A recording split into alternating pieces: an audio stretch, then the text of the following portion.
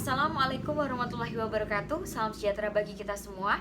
Kami dari kelompok 4 akan mempresentasikan hasil diskusi kelompok kami tentang building customer relationship. Dan berikut nama-nama anggota kelompok dari kami.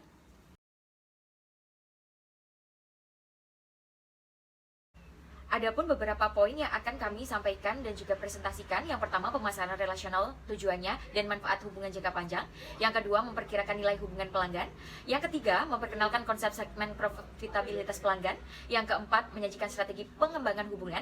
Dan yang terakhir, identifikasi tantangan dalam pengembangan hubungan. Jadi di sini saya akan menjelaskan mengenai pemasaran relasional. Nah, pemasaran relasional ini merupakan strategi yang dikembangkan dan berfokus untuk menjalin hubungan yang baik dengan para pelanggannya dalam jangka waktu yang panjang. Nah, lalu tujuan dari adanya pemasaran relasional ini berkaitan dengan loyalitas pelanggan. Bagi sebuah perusahaan, pelanggan lama yang memiliki loyalitas yang lebih tinggi itu lebih penting dan harus lebih diutamakan daripada harus mencari pelanggan baru. Manfaat dari perusahaan ke pelanggan dan sebaliknya. Jadi yang pertama itu manfaat perusahaan bagi pelanggan. Nah, dari sekian banyak manfaat yang pelanggan dapatkan dari sebuah perusahaan, salah satunya itu pasti tidak lepas dari perlakuan khusus yang dia terima dari sebuah perusahaan. Nah, perlakuan khusus ini seperti apa sih? Nah, itu bisa berupa layanan-layanan khusus yang ditujukan hanya untuk pelanggan-pelanggan yang memiliki loyalitas tinggi atau bisa dikatakan pelanggan VIP ya. Jadi pasti tentunya pelayanan yang dilakukan oleh perusahaan ini berbeda dengan para pelanggan biasanya. Lalu untuk dari sisi perusahaan ke pelanggan itu kita bisa yang pasti jelas itu dilihat dari sisi ekonominya, karena seorang pelanggan yang memiliki loyalitas tinggi itu kan otomatis dia akan membelanjakan semua uang atau penghasilannya itu kan kepada sebuah produk atau perusahaan atau di perusahaan tersebut. Jadi dari segi perusahaan di sini akan mengalami keuntungan penjualannya meningkat dan dia akan memiliki penghasilan atau pemasukan yang semakin bertambah. Oke, di sini saya akan menjelaskan building customer relationship mengenai relationship value of customers atau nilai hubungan pelanggan. Jadi, mengapa sih nilai hubungan pelanggan itu penting? Yang pertama, untuk membangun hubungan jangka panjang dengan para konsumen. Sebuah bisnis bisa berkembang pesat dikarenakan campur tangan dari para konsumen. Contohnya cafe shop. Setelah melakukan pengamatan, ternyata customer itu sukanya beragam. Ada yang suka kopi pahit, ada yang suka kopi manis. Hal itu disebabkan karena adanya komunikasi yang baik dengan para konsumen. Dari hal itu, pemilik cafe shop bisa menyediakan 2 menu untuk memenuhi keinginan konsumen. Yang kedua, mengevaluasi investasi yang dirancang untuk memperkirakan pelanggan. Memperhitungkan keuangan juga sangat dibutuhkan. Dengan investasi yang kita lakukan, apakah hal tersebut bisa memenuhi kebutuhan konsumen atau tidak? Next slide. Nah, nilai hubungan pelanggan juga dipengaruhi oleh beberapa faktor. Bisa dilihat pada slide, ada 4 faktor yang mempengaruhi nilai hubungan pelanggan. Nah, dari sini dapat disimpulkan bahwa ketika kita memberikan input yang baik dengan para konsumen, maka output yang kita dapatkan pun juga baik. Oke, next slide. Nah, pada slide ini terdapat contoh aplikasi Intuitmin yang dapat membantu keuangan konsumen sekaligus memberikan pelayanan kepada konsumen tentang jual beli produk berupa TurboTax, cek, dan layanan penggajian Intuit dengan harga terendah hingga harga yang paling mahal. Namun ketika konsumen menggunakan semua layanan, maka hasil yang didapatkan oleh konsumen pun juga besar dari main. Jika konsumen atau pelanggan puas, maka pelanggan akan mengajak teman yang lainnya untuk bergabung. Slide selanjutnya yaitu memperkenalkan konsep segmen profitabilitas pelanggan. Dalam subbab ini ada 4 bagian. Yang pertama ada segmen profitabilitas pelanggan. Di mana pada bagian yang pertama ini perusahaan mungkin ingin menyediakan semua pelanggan dengan layanan yang sangat baik. Tetapi mereka umumnya menemukan bahwa pelanggan berbeda dalam nilai hubungan mereka dan mungkin tidak praktis atau menguntungkan untuk memenuhi semua harapan. Seperti mengkategorikan pelanggan secara internal sebagai kategori baik, buruk, dan jelek berdasarkan profitabilitas mereka daripada memperlakukan semua pelanggan dengan sama. Bagian yang kedua ada tingkat profitabilitas piramida pelanggan. Hampir semua perusahaan menyadari pada tingkat tertentu bahwa pelanggan mereka berbeda dalam profitabilitas dan bahwa sebagian kecil pelanggan mereka bertanggung jawab atas proporsi penjualan atau laba tertinggi. Terus bagian yang ketiga membuat keputusan bisnis menggunakan tingkat profitabilitas. Biasanya keputusan ini manajer bisnis sangat menyadari bahwa perilaku pembelian pelanggan di masa lalu, meskipun berguna dalam membuat prediksi apa yang dibelanjakan pelanggan pada hari ini atau telah dibelanjakan di masa lalu. Terus bagian yang keempat ada pandangan pelanggan tentang tingkat profitabilitas. Di mana pada bagian ini tingkat profitabilitas masuk akal dari sudut pandang perusahaan. Pelanggan tidak selalu mengerti jika tidak menghargai, dikategorikan ke dalam segmen yang kurang diinginkan. Baik, saya Fitria Wijayanti, NIM 191164 akan menjelaskan mengenai strategi pengembangan hubungan. Nah, ada beberapa faktor yang mempengaruhi pengembangan hubungan pelanggan yang kuat, termasuk evaluasi keseluruhan pelanggan terhadap penawaran perusahaan, ikatan yang dibuat oleh perusahaan, dan juga hambatan-hambatan yang dihadapi oleh pelanggan dalam meninggalkan atau mempertahankan suatu hubungan dengan perusahaan. Nah, berikut seperti gambar atau bagan yang tertera, ada penggerak hubungan yang akan mempengaruhi loyalitas dari pelanggan atau kesetiaan pelanggan pada sebuah perusahaan. Nah, yang pertama kita akan membahas mengenai penyediaan layanan inti. Nah, ini merupakan jadi salah satu strategi retensi yang memiliki sedikit keberhasilan jangka panjang. Tetapi kecuali perusahaan memiliki dasar yang kuat dari kualitas layanan dan kepuasan pelanggan untuk membangun hubungan yang baik antara pelanggan dan juga perusahaan. Jelas, perusahaan perlu melalui proses pengembangan hubungan dengan menyediakan penyampaian layanan inti yang baik dengan minimal memenuhi harapan pelanggan, dan itu sangat penting untuk strategi hubungan yang sukses. Jadi nanti perusahaan mendapatkan kepercayaan konsumen dan konsumen akan mendapatkan kepuasan sehingga menjaga loyalitas hubungan jangka panjang antara keduanya. Selanjutnya ada mengalihkan hambatan. Nah, mengalihkan hambatan di sini berhubungan dengan inersia pelanggan dan juga biaya peralihan. Ketika mempertimbangkan peralihan penyedia layanan atau mempengaruhi pelanggan untuk bertahan atau berpindah kepada penyedia lain, ini menjadi salah satu hambatan karena pelanggan mungkin menghadapi sejumlah hambatan yang membuat sulit untuk meninggalkan satu penyedia layanan dan memulai hubungan dengan lainnya. Untuk itu kita akan membahas mengenai poin yang pertama tentang inersia pelanggan. Nah, salah satu alasan mengapa pelanggan itu berkomitmen untuk mengembangkan hubungan dengan perusahaan adalah bahwa sejumlah upaya mungkin diperlukan untuk mengubah perusahaan. Jadi untuk mempertahankan pelanggan, perusahaan mungkin mempertimbangkan untuk meningkatkan upaya yang dirasakan diperlukan dari pihak pelanggan untuk beralih ke penyedia lain. Jadi contohnya misalnya fasilitas perbaikan mobil. Ketika pelanggan itu sudah melakukan perbaikan mobil di salah satu penyedia layanan itu, lalu perusahaan tersebut menyimpan riwayat perawatan yang lengkap dan terperinci. Nah, sehingga itu memudahkan untuk pelanggan, tidak harus mengingat dan juga menghilangkan beban pelanggan untuk memaksa pelanggan mengeluarkan upaya yang cukup besar memberikan riwayat perawatan yang lengkap jika kendaraan dibawa ke mekanik yang baru. Selanjutnya, dan yang kedua ada biaya peralihan. Nah, dalam biaya peralihan ini mencakup investasi waktu, uang, atau usaha-usaha seperti biaya pemasangan, biaya pembelajaran, biaya kontraktual yang menyulitkan pelanggan untuk berpindah kepada penyedia lain.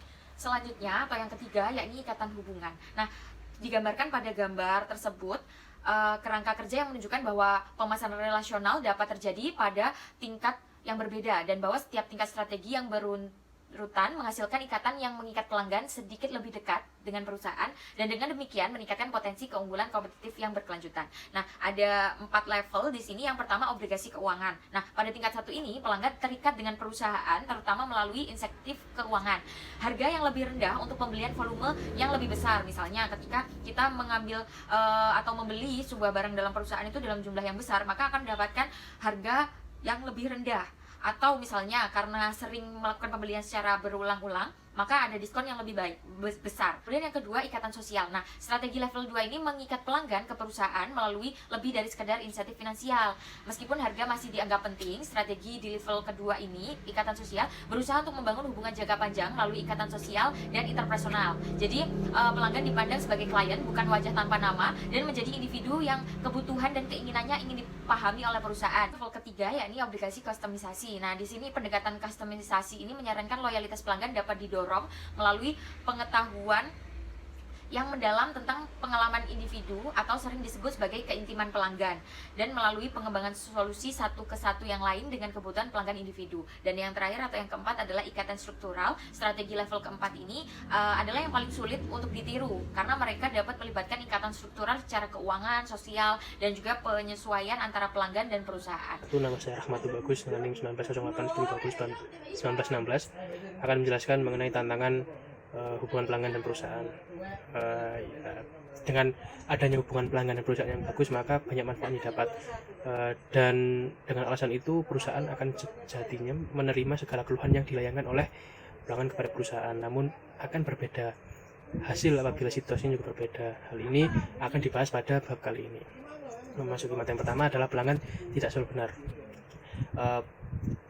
Pelanggan selalu benar kadangkala dijadikan sebuah prinsip oleh beberapa perusahaan, sehingga perusahaan pasti akan menerima segala keluhan yang dilayangkan kepada perusahaan. Namun pada divisi layanan atau customer service, pelanggan selalu benar, kadangkala tidak bisa dibenarkan juga, dikarenakan beberapa kendala atau beberapa halangan atau keluhan yang dirasakan oleh pelanggan tidak bisa diakomodir oleh perusahaan.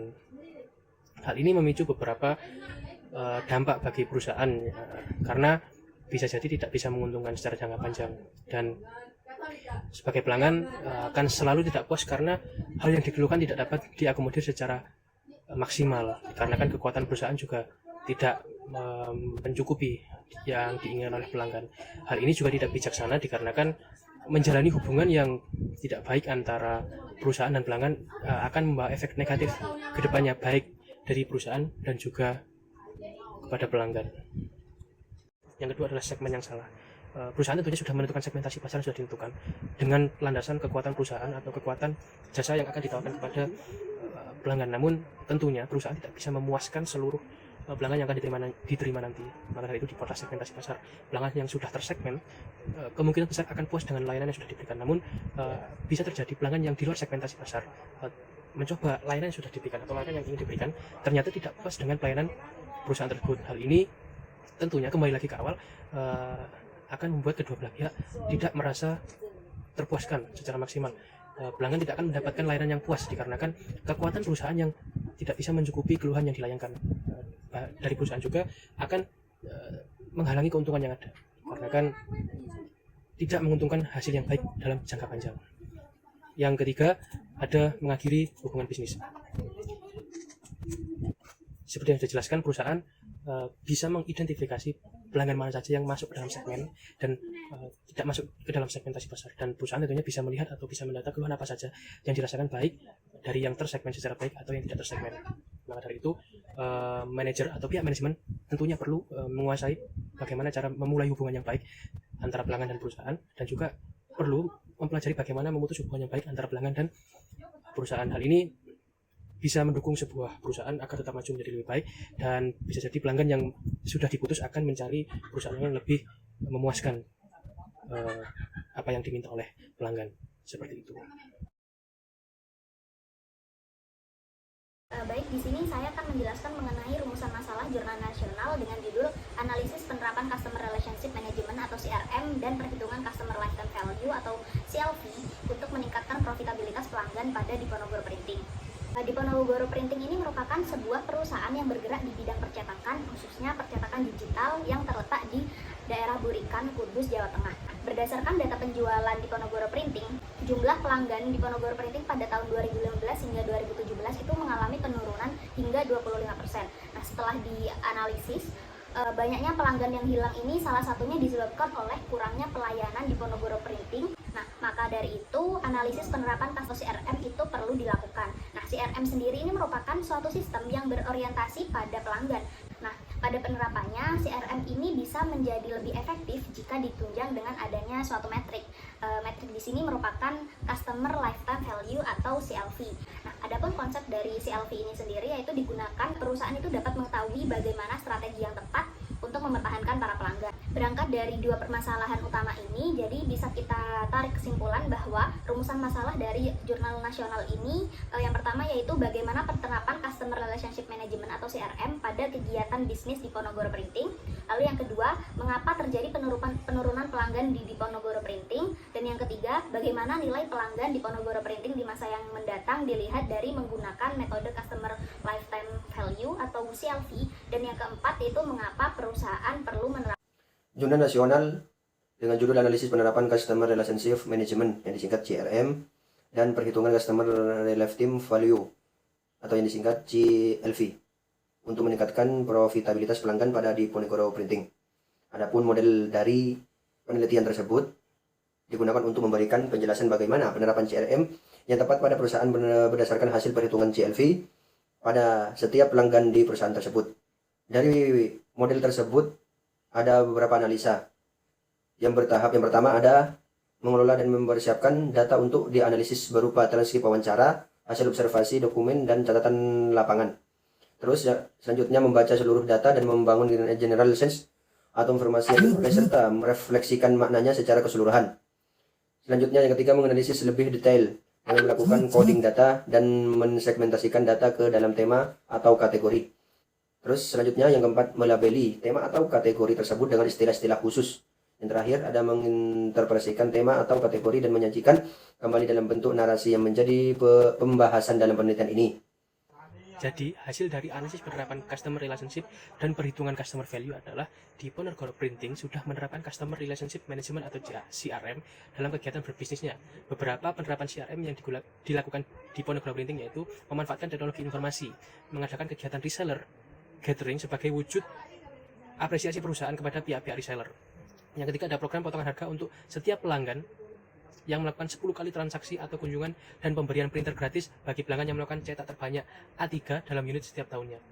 Yang keempat, memiliki jasa pengantaran produk kepada pelanggan guna mempermudah pelanggan dalam bertransaksi dengan perusahaan. Yang keempat, membangun database pelanggan untuk mengidentifikasi informasi atau biodata pelanggan. Yang keenam, meningkatkan kompetensi karyawan melalui pelatihan yang relevan agar pemberian pelayanan kepada pelanggan juga dapat dilakukan dengan baik. Akan tetapi, dalam penerapannya di Ponorogo Printing dirasa belum secara maksimal menerapkan CRM. Hal ini dapat dijabarkan sebagai berikut, yaitu kurangnya maintenance web perusahaan dan kurangnya responsif dalam menanggapi pelanggan. Yang kedua, sering terjadi ketidaksesuaian jumlah hasil cetak dengan jumlah yang dipesan. Yang terakhir, pengiriman hasil cetak yang tidak tepat waktu. Hal ini bisa digunakan sebagai bahan evaluasi bagi di Ponorogo Printing agar memaksimalkan customer relationship management agar hubungan yang dilakukan oleh perusahaan dan pelanggan terjalin dengan baik, maka akan mendapatkan keuntungan secara jangka panjang. Jadi, pada jurnal International Customer Relationship Management atau CRM yang membahas tentang performa perusahaan di sektor wine, saya menemukan rumusan masalah sebagai berikut. Yang pertama, bagaimana bisa CRM atau Customer Relationship Management menjadi alasan suksesnya sebuah perusahaan di sektor wine. Yang kedua, mengapa CRM atau Customer Relationship Management menjadi bidang TI yang diminati oleh perusahaan. Pelanggan. Jurnal yang pertama membahas mengenai pentingnya manajemen hubungan pelanggan dan inovasi. Dalam hal ini berfokus pada CRM yang bergerak di bidang teknologi informasi. Kita ketahui bahwa UKM yang memiliki digitalisasi yang rendah akan sulit untuk memaksimalkan kinerja perusahaannya. Hal ini tentu memiliki pengaruh pada nilai hubungan pelanggan. Dengan digitalisasi yang rendah, maka tentu saja perusahaan kurang efektif dalam membangun hubungan dengan pelanggan. Next slide. Di sini terdapat model penelitian yang menunjukkan bahwa CRM saja tentu tidak cukup membawa perusahaan ke sesuatu yang lebih baik, namun juga memerlukan inovasi dengan tujuan untuk meningkatkan kinerja perusahaan. Berarti dapat diartikan bahwa inovasi dalam berproses, inovasi produk, budaya CRM, penggunaan teknologi, kinerja perusahaan, 5 tersebut saling berkaitan pada peningkatan hasil bisnis. Adapun hasil dari jurnal internasional ini yaitu mencari alternatif kebutuhan melalui kombinasi kondisi yang disimpulkan dengan tingkat konsistensi yang tinggi dan cakupan agar ada kinerja perusahaan yang baik di perusahaan. Harus ada penggunaan intensif teknologi CRM atau budaya yang baik dari pengelolaan hubungan pelanggan. Menganalisis tabel kebenaran dan meninjau kecukupan analisis kondisi yang cukup untuk memperoleh kinerja perusahaan yang baik. Dengan diperlukan pada saat yang sama untuk memiliki hubungan pelanggan yang baik, budaya manajemen, strategi inovasi, proses yang baik, dan strategi inovasi produk. Yang ini diartikan resep ajaib yang ditawarkan oleh analisis SFQCA sebagai kondisi bahwa tanpa kualifikasi lebih lanjut akan mengarah pada perolehan hasil yang diinginkan, yaitu kinerja perusahaan yang baik. Ada jalur lain yang cukup untuk mengharuskan perusahaan menggunakan CRM secara intensif disertai budaya, customer relationship management yang baik, namun tidak mengharuskan adanya inovasi dalam produk untuk mencapai hasil kinerja perusahaan. Saya akan menjelaskan rumusan masalah pada International Journal yang kedua yang telah kelompok kami cari, yang berjudul Customer Relationship Management Research in Hospitality Industry Review and Classification. Nah, berangkat dari latar belakang adanya industri perhotelan yang saat ini telah mengalami peningkatan yang pesat, dan industri perhotelan ini merupakan salah satu industri yang saat ini digadang-gadang sangat sesuai dengan customer relationship management, karena fokus dari industri perhotelan itu kan hubungan dengan pelanggan langsung ya. Jadi CRM ini sangat perlu untuk dilakukan. Adapun tujuan atau rumusan masalah dilakukannya jurnal penelitian ini adalah untuk yang pertama mensintesis penelitian CRM atau customer relationship management di industri perhotelan. Lalu yang kedua itu memahami bagaimana CRM yang telah berkembang selama bertahun-tahun di bidang industri perhotelan, dan yang terakhir, yang ketiga itu membahas kesenjangan yang perlu diteliti dan dieksplorasi lebih lanjut. Oke, jurnal yang kedua. Dalam hal ini membahas bagaimana suatu manajemen hubungan pelanggan atau CRM di perhotelan. Seperti yang kita ketahui bahwa hotel adalah tempat banyak orang berkumpul. Tak dapat dipungkiri bahwa manajemen hubungan pelanggan menjadi hal penting untuk diterapkan. Next slide. Di sini terdapat diagram alir tinjauan pustaka sistematis terkait dengan perkembangan dari jurnal yang dibahas mengenai CRM. Yang pertama, pencarian awal, yaitu dengan mengidentifikasi database.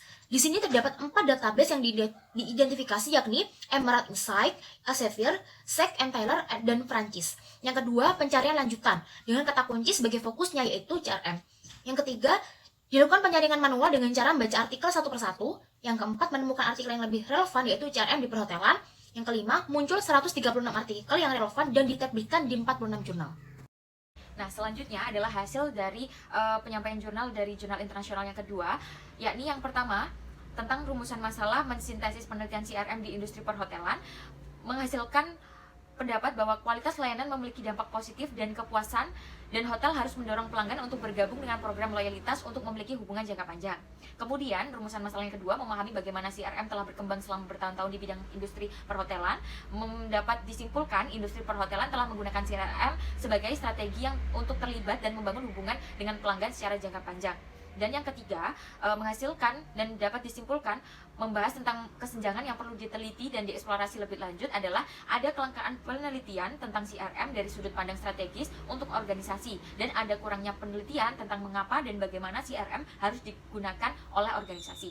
Nah, itulah hasil dari analisis jurnal